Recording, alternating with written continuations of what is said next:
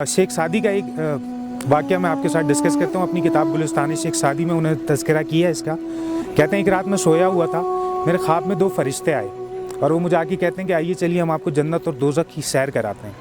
शेख कहते हैं मैं ख्वाब में घबरा गया कि क्या मतलब है जन्नत और दोज़ख की सैर कराते हैं। कहते हैं बहरहाल जाना पड़ा, खुदा ने भेजे थे, फरिश्ते थे, चल पड़ा उनके साथ।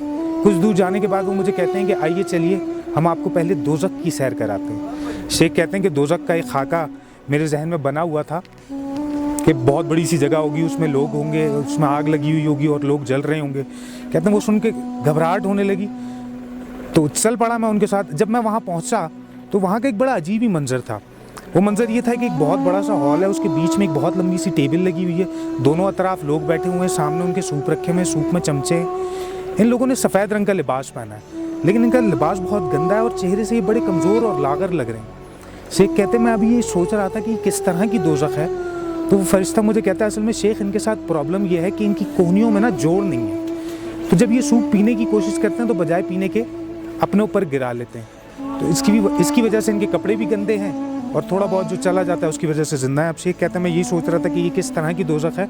वो मुझे कहता है आइए चलिए हम आपको जन्नत की सैर कराते हैं। शेख कहते हैं जन्नत का भी खाका बना हुआ था कि हरे भरे बागात होंगे, इस तरह के पहाड़ होंगे वहाँ पे और दूध की नहरें बह रही होंगी। तो उस एक्साइटमेंट को लेके वो चले। कहते हैं जब वहाँ पहुँचा तो वहाँ का भी यही हाल था। एक बहुत बड़ा सा हॉल था, बीच में टेबल लगी हुई थी, दोनों अतराफ लोग बैठे हुए थे, सामने उनके सूप रखे हुए थे, सूप में चमचे थे। इन लोगों ने भी सफ़ेद रंग का लिबास पहना है, लेकिन इनका लिबास बड़ा उजला और चमकदार है और चेहरे बड़े हसास बसास हैं, आपस में मुस्कुरा रहे हैं, बातें कर रहे हैं। शेख कहते हैं मैं सोचने लगा अच्छा ये सूप पी लेते हैं इसलिए ऐसे और वो नहीं पी पाते इसलिए ऐसे। ये मैं सोच ही रहा था। फरिश्ता मुझे कहता है नहीं शेख, प्रॉब्लम इनके साथ भी यही है, इनकी भी कोहनियों में जोड़ नहीं है। शेख कहते हैं मैंने सवालिया नज़रों से फरिश्ते की तरफ देखा तो फिर क्या डिफरेंस क्या है। फरिश्ता कहता है असल में शेख इनको जब भूख लगती है ना तो ये सूप खुद नहीं पीते, ये चमचे में सूप लेते हैं और अपने बराबर वाले को पिला देते हैं, इनके बराबर वाला इनको पिला देता है। शेख कहते हैं उस दिन मुझे समझ आ गया क्यों खुदा ने कुरान में बार बार नमाज के साथ ज़कात का जिक्र किया कि नमाज कायम करो और ज़कात दो। सिर्फ अपने लिए नमाज पढ़ने से मसला हल नहीं होगा। तो इस कहानी का मैसेज ये है कि जन्नत और दोज़ख में जो डिफरेंस है ना, दोज़ख के लोग ये सोच रहे थे कि मैं अगर बराबर वाले को पिला दूंगा तो मैं क्या पीऊँगा।